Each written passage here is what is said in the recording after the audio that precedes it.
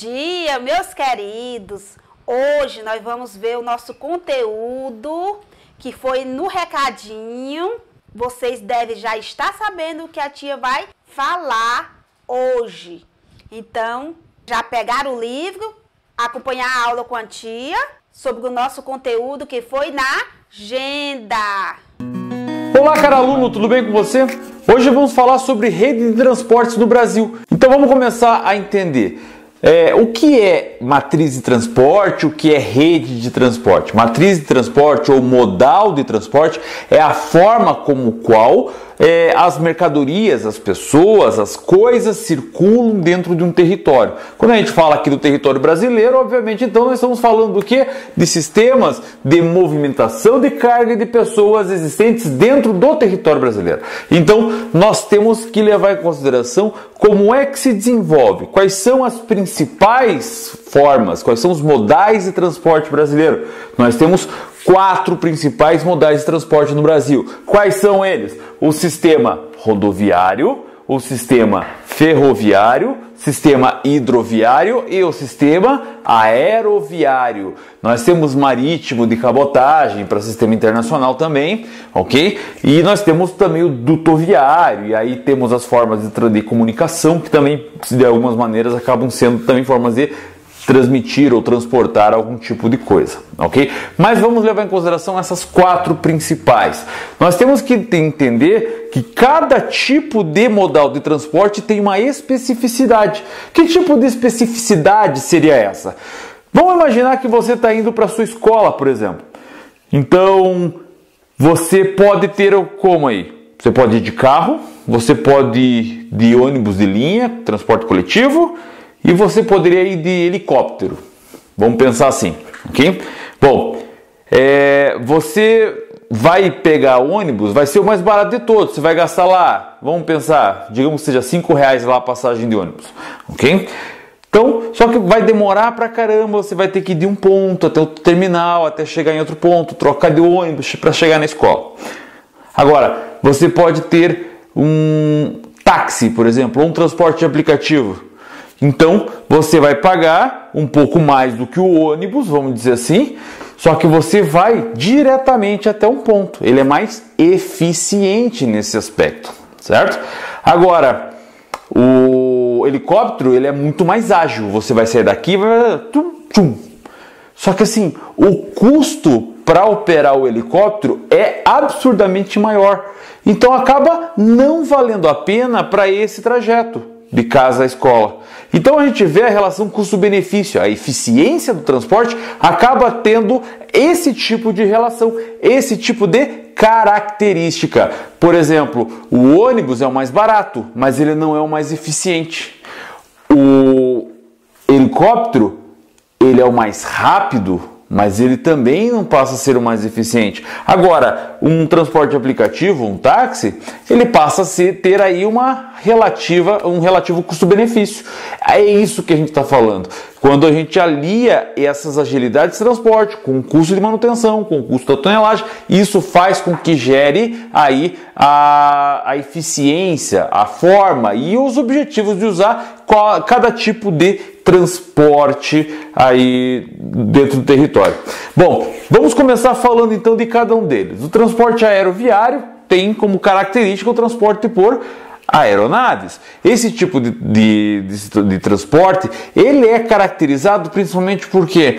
Por ter aí alta tecnologia empregada, ter características de levar muitos passageiros. Por quê? Porque ele tem um custo elevado para a sua manutenção, assim como a sua implantação, radares, controle de tráfego aéreo, tecnologia, manutenção que é rigorosa na parte da aviação, tem toda a logística dentro dos aeroportos, enfim.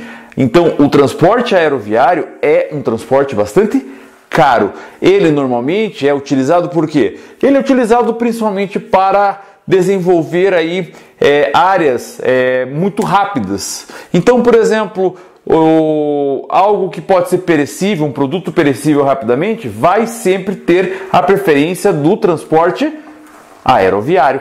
esse transporte aeroviário, então, acaba sendo eficiente. Ele é bom, principalmente, como ele é rápido, ele vai ser mais para transporte de passageiros, mas a carga perecível, ou quando não tem nenhuma outra forma de transporte, aí acaba sendo bastante válido o sistema aeroviário. O sistema aeroviário brasileiro ele é bastante interessante, mas ele tem gargalos.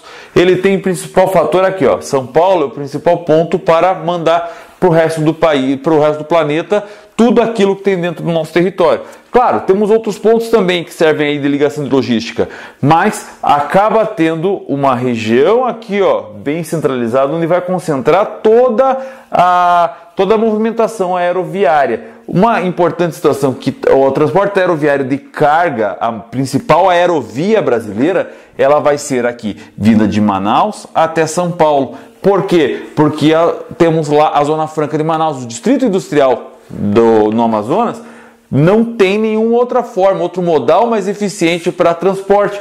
Então, esse tipo de transporte de cargas ali, produzidos nas indústrias do Amazonas, principalmente no Distrito Industrial, na Zona Franca de Manaus, vai vir de maneira aérea, de maneira de aeronaves. Isso é bastante importante nessa região, mas gera um custo enorme, que é abatido como? Através dos incentivos fiscais. O governo acaba incentivando aquelas indústrias a continuarem ali na região de Manaus. Para quê? Para tentar gerar desenvolvimento e renda para aquela galera que vive na região ali da grande metrópole do norte. Enfim, dando continuidade, daí nós temos aqui as rodovias. As rodovias são transportes terrestres com estradas de rodagem, asfalto, onde caminhões e carros, automóveis acabam andando e carregando as coisas para lá e para cá. Ela tem uma agilidade impressionante, mas ele não tem um custo muito alto, uma eficiência, vamos dizer assim,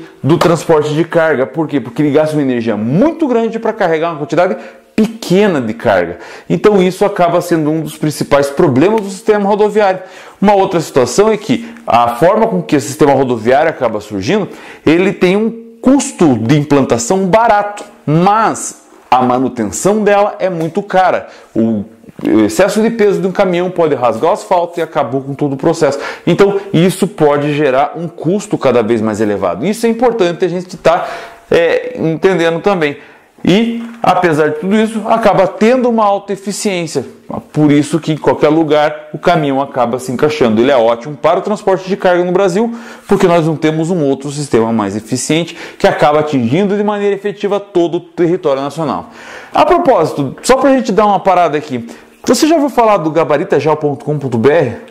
Não? A melhor plataforma de humanas do Brasil. Lá você vai ter as melhores aulas de geografia, de história, filosofia, sociologia, que eu garanto para você, você vai ter aí o melhor de tudo aquilo para passar no Enem, nos vestibulares, no concurso militar, concurso público, até na escola. A melhor plataforma de humanas do Brasil, a mais barata, e eu vou te dar um desconto ainda. Coloca esse cupom aqui, ó, Hiperativo Gel, que você ainda vai ter um reforço a mais, digamos assim, nos teus estudos. Você vai passar, você vai garantir aí o curso dos seus sonhos, pelo menos a gente garante você em ciências humanas. Fechou? gabaritajal.com.br, assina lá, tenho certeza que você vai gostar. Voltando aqui, temos aqui então o sistema das ferrovias. O sistema ferroviário é um sistema de todos o que tem maior agilidade, mas acabou não tendo tanta situação assim. Por quê? Porque o alto custo da implantação é bem latente. Se gasta muito para implantar, apesar de não ter muito aí de manutenção. E ele vai ter também uma grande tonelagem de carga. Ele vai carregar muito mais carga com uma quantidade pequena de combustível. Isso é importante nessa situação toda, ok? Mas existem diversos problemas que acabaram acontecendo, que acabam não implantando as ferrovias no Brasil, certo? Por fim, nós temos o sistema hidroviário. O sistema hidroviário é o que tem o menor custo de implantação, o que tem o menor custo de manutenção, o que vai ter a maior tonelagem de carga, mas ele não é eficiente. Então ele vai carregar uma quantidade muito grande, com uma quantidade pequena de energia, mas ele não é um sistema de transporte integrador. Ele não liga todos os pontos do país, porque ele só vai ligar onde tem condições das hidrovias funcionarem, como nas regiões onde os rios são navegáveis. Temos diversas outras bacias, mas bacias de Planalto não dão certo, bacias aí rasas não vão dar certo, só vão dar certo lugares onde tem condições de navegabilidade. Então isso acaba sendo aí um dos principais problemas desse modal de transporte, mas ele vai ter aí a melhor custo de implantação, o melhor custo aí de manutenção, a maior tonelagem de carga, mas ele não é eficiente. É uma coisa assim bastante complicada. Mas e aí então, as rodovias, eles são os melhores? Não, a rodovia de todos é o que tem o menor custo-benefício. Mas se nós temos aí o menor custo-benefício nas rodovias, por que o Brasil acabou adotando predominantemente aí o sistema rodoviário? Por diversos fatores. Para começar, as ferrovias no Brasil, elas têm, na média, a idade aí por volta de 1930, que foi até o final do período cafeicultor, o ciclo do café que aconteceu. Ali acabou a média. Claro, nós tivemos outras ferrovias que foram construídas depois, sim. Aqui a ferrovia, a Estrada de Ferro do Carajás, a Vale do Rio Doce, algumas aqui foram construídas depois, mas a grande parte delas pararam em 1930. Então, tudo aquilo que a gente tem, principalmente no sul do Brasil e tal, é ferrovia aí que foi construída antes de 1930, antes da industrialização brasileira.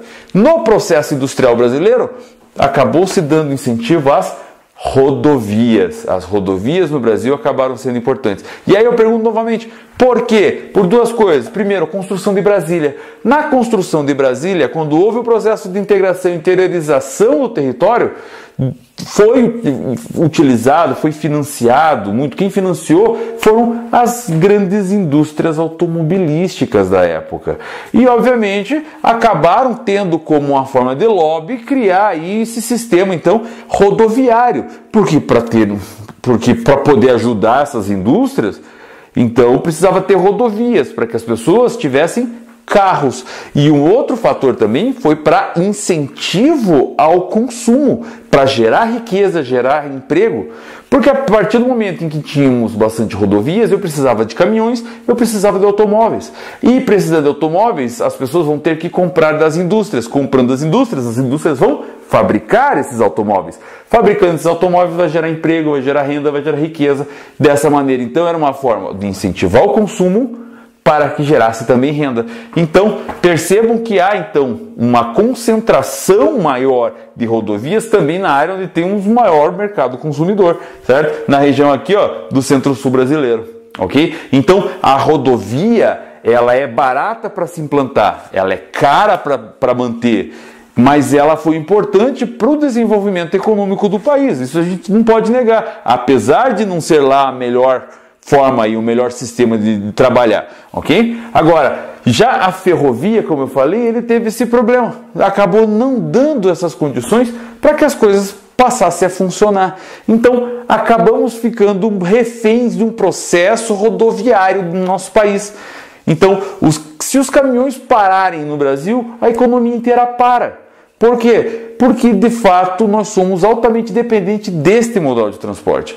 Por quê? Porque nosso sistema ferroviário é totalmente ineficiente. Nosso sistema hidroviário, apesar de bom, ele não integra toda a região. E o sistema aeroviário, apesar de ser bastante eficiente, ele é caro pra caramba para ser operado. Então, o sistema rodoviário acaba deixando a gente numa situação bastante complicada nesse sentido. Então, para evitar aí qualquer problema, hoje estão se pensando novas maneiras aí de pegar um pouco do que é melhor de cada um. E aí então criam-se sistemas multimodais, fazendo então integração de diversos modais de transporte para que as coisas acabem funcionando cada vez melhor. Tá ok? Eu espero que você tenha gostado dessa aula, eu espero que você tenha entendido o que eu falei. Eu vou sair de cena e vocês vão dar print na tela. Muito obrigado por ter assistido essa aula até aqui. Tchau! Print na tela.